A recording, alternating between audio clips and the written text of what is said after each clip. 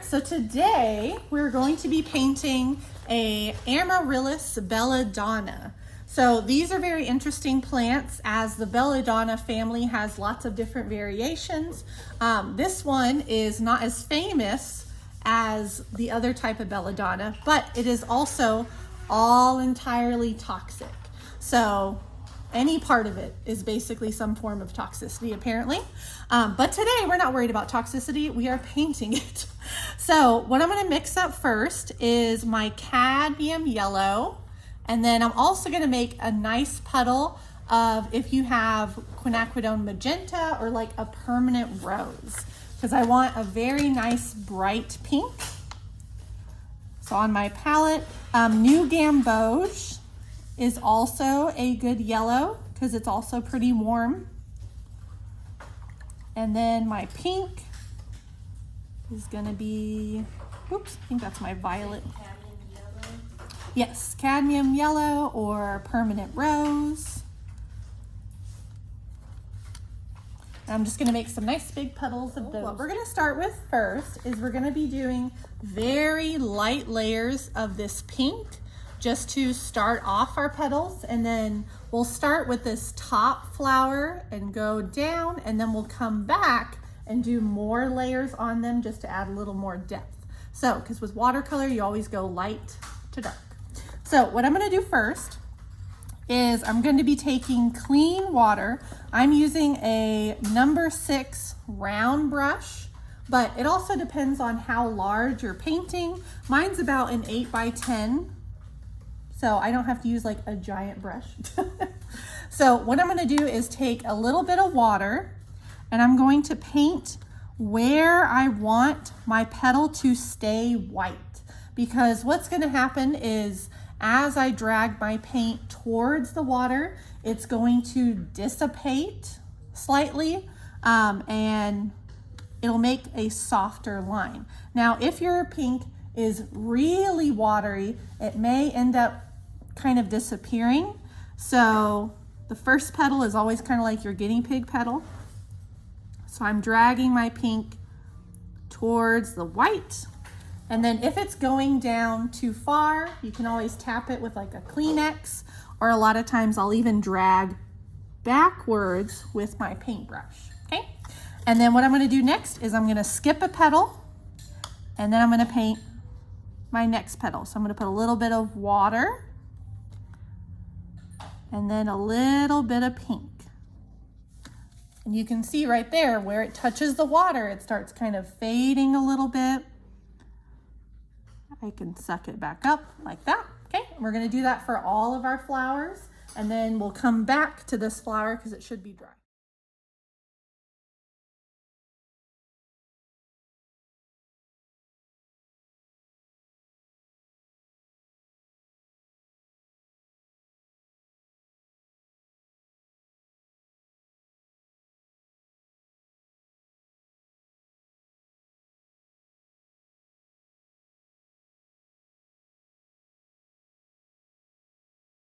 So with the same color, you're going to be taking your pink, and I can put a light wash on the tip of the flower's bud, and then I'll wash off my paintbrush and I can pull the color down.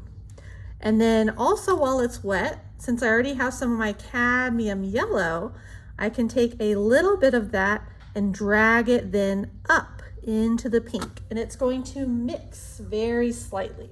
So I'll do that for all of my little buds.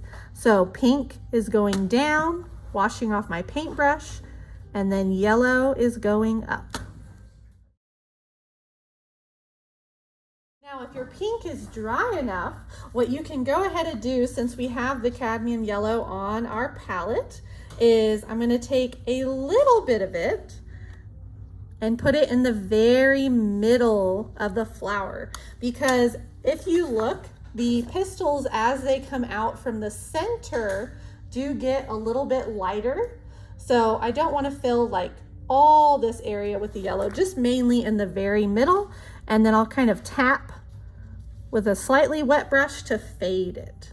So like right in here. And I don't really see yellow on the one that's more closed, except for like at the bottom.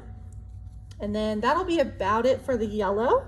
Next, we're gonna go darker with, now that my yellow is basically dry in the middle, what I'm gonna start doing next is starting to go a little darker with my pink, especially on the edges of my flower petals. But also I'm gonna start trying to make some of this texture.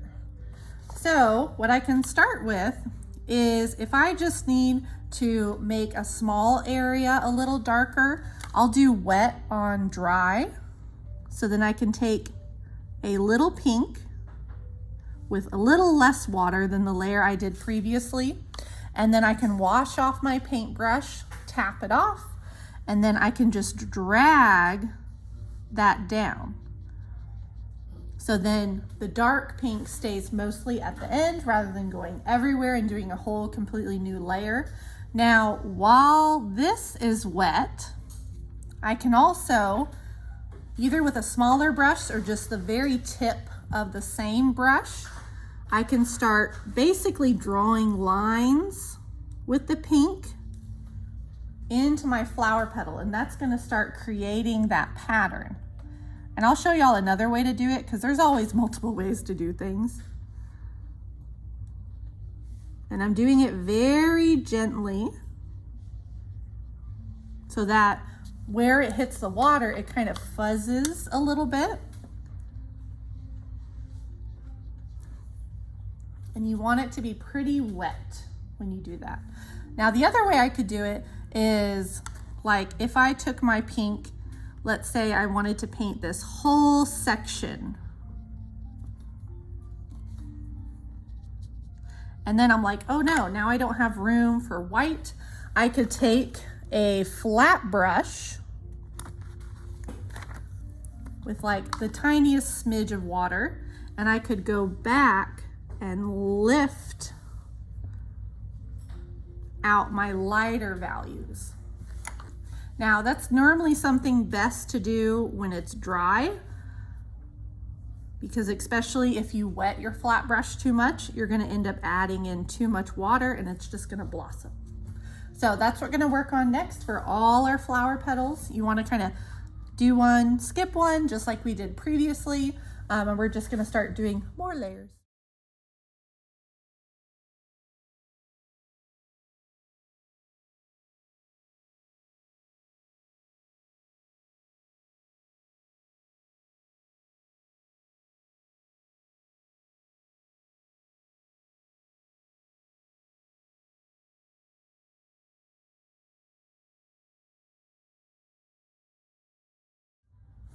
Now, if I need to let a lot of my petals dry, what you can do is go ahead and do a layer on your stems with some green.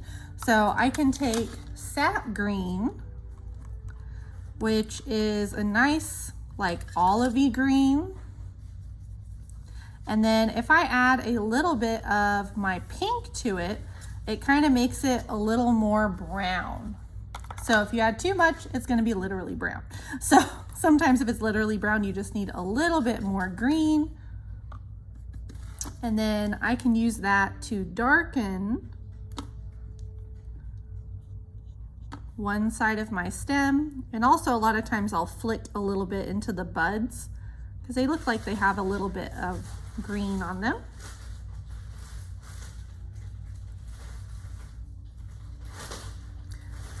And then next we'll start talking a bit about the background. Now now that the pink of my petals is dry, I'm gonna go ahead and demonstrate how to do the background, because while the background's drying, I can start inking the middle of my flower a little bit, as well as start painting in the little pistils.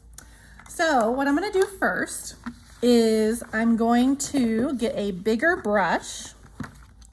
So you could go like this big, since it's a background, just so I can get to areas faster, or you could always use two, like sometimes I'll have a small and a big brush. But I wanna make a nice big puddle of a dark color. It doesn't have to be necessarily black. It could be a really deep purple, a really deep blue, Payne's gray. just as long as it's dark enough that it makes your flowers have, you know, more contrast and stand out. So I'm gonna take water first, and then I'm gonna take a color called shadow green. So shadow green is a very deep green. So it's really nice for backgrounds and it'll help to contrast with the pink. So I could use that color. You don't have to use the same color I'm using. And I want to start off pretty saturated. So more paint, less water. And I'm going to start in one section and slowly move around. So I'm going to go, like I said, pretty saturated. And I'm not wetting this section first just because I want it really light. Oh, that's really heavy.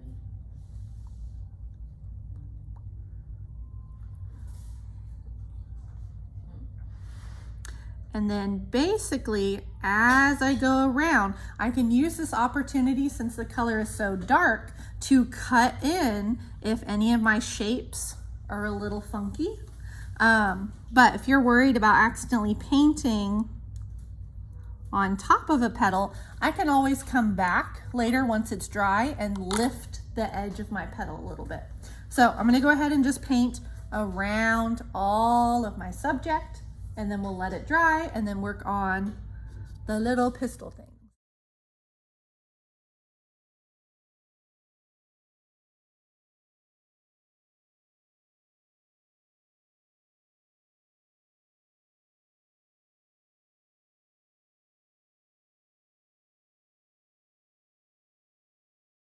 After you're done with your background, I have some areas where sometimes it'll look like you literally took your watercolor flower and pasted it onto a background. Now, if you have something like that, a lot of times it's just because of those really crisp edges. And what I could do is just take a little bit of water, and I can take the brush and go along the edge of the petal just to soften it. Last thing you're gonna do. Now I have to be careful since my background is super wet, but you know, you could always blow dry it, let it dry.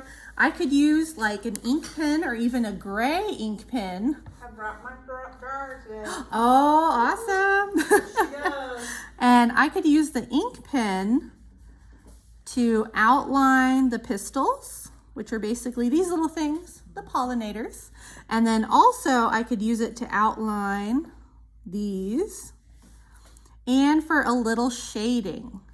Now it's up to you if you want to do a lot of shading with your ink pen now that we are done with the watercolor, or I could always come back with more watercolor. There's no reason you can't go back and do more layers.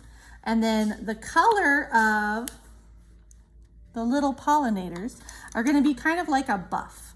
So if I take like raw sienna or even a Van Dyke brown and water it down a lot, that would be a good color to fill in these a little bit. And then that's about it for this painting. Of course, you can always add as much ink as you want.